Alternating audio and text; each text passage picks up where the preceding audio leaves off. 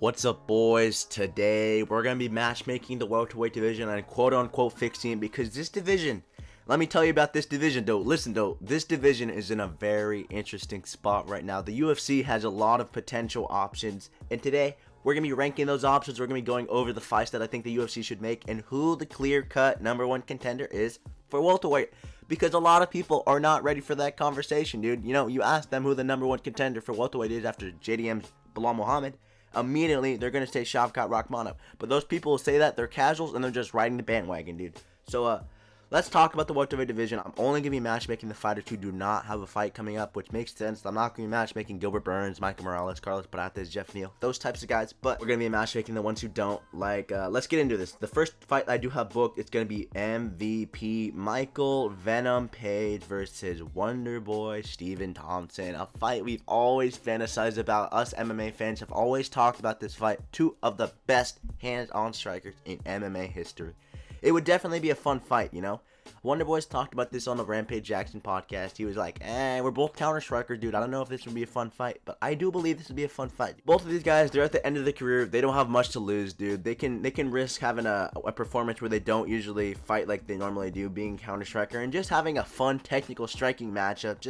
Just go showing out for the fans, dude. Have this main event a fight night or something, because this is definitely a fun fight to make. You know, MVP's coming off that win against Sharp Bullet, fraud checking him, while Stephen Thompson is still not recovered from that Joaquin Buckley KO, in which he was winning one of the 3 rounds. People forget, man. People forget. The next fight that I am gonna book though, it is gonna be Colby Covington versus Vicente Luque. 2 old heads, 2 of these guys who have never fought, surprisingly, in the UFC before.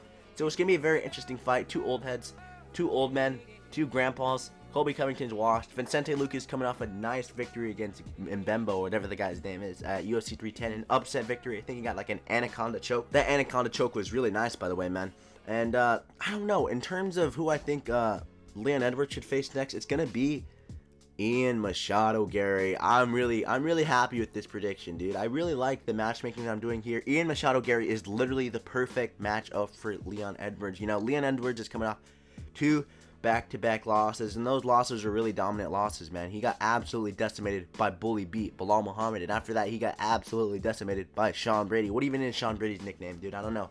Ian Gary, though, he's coming off a loss to Shavkat Rakhmonov, and his stock definitely went up in that fight, dude. A lot of people were expecting Shavkat Rakhmonov to absolutely decimate him, and that's not what happened, dude. He went life and death with Shavkat, arguably could have won it. You know, people aren't ready for that conversation, but still, dude, Ian Gary, I think we give him a shot up the rankings, and Leon Edwards a shot down. Leon Edwards will probably be around like 5th or 3rd in the welterweight rankings, and Ian Gary, we'll see how far he goes up if he can get this victory over Leon Edwards. It'd be a very fun fight, you know, kickboxing, striking specialist Leon Edwards. He might be cooked on the ground against Ian Gary, but we'll see how that goes. The next fight I do have booked for the welterweight division is going to be one of my favorite fighters in the entire UFC, Joaquin Buckley, taking on Kamaru Usman. Again, probably my favorite fighter of all time, Kamaru Usman.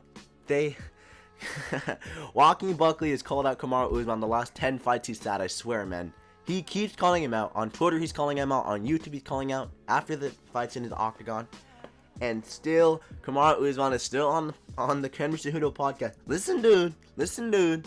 Like, we're not getting any fight news from Kamaru Usman anytime soon. This guy desperately needs a fight soon, dude. It's been like 2 years since his last fight. Man, Joaquin Buckley, dude, the new generation of the UFC versus the old generation of the UFC. It'd be a very fun matchup. You know, both of these guys have the ability to make a fight entertaining. Joaquin Buckley, explosive wrestler who can strike, has knockout power. While Kamaru Usman, you know, good grappler, insane striking now. It'd be a very fun fight. And yeah, man, that's the fight I'm gonna make. The next fight I am gonna make is gonna be, you know, this is gonna be a very interesting situation, because I'm only gonna match some certain things, dude.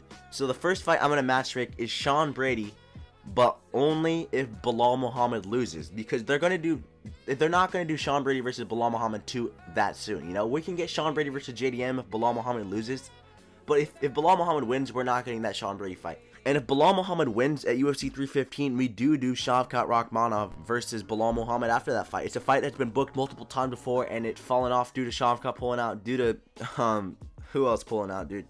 It's due to Belal Muhammad pulling out. You know, it's a fight we can definitely make. It's a good fight to make. So Sean Brady gets the title shot if JDM wins, and Shavkat gets the title shot if Belal Muhammad wins. That's a very fair debate. You know, I do believe that Sean Brady is the clear-cut #1 contender. I mean, you look at it. Sean Brady's best win is the #1 ranked Leon Edwards. Before that, he had wins over Kelvin Gastelum. Before that, he had wins over Gilbert Burns. Meanwhile, Shavkat Rakhmonov's best win is Wonderboy Stephen Thompson, dude. Ian Gary is not Shavkat's best win. Stephen Thompson is, and Stephen Thompson was 40 years old at that point. So, you know, Shavkat's not the clear-cut contender you guys all think he is. He's overrated, if I'm being honest, man. I've made videos about that before, but you guys hate comments. So, you know, I do believe that has how the welterweight division should play out in the next year or so.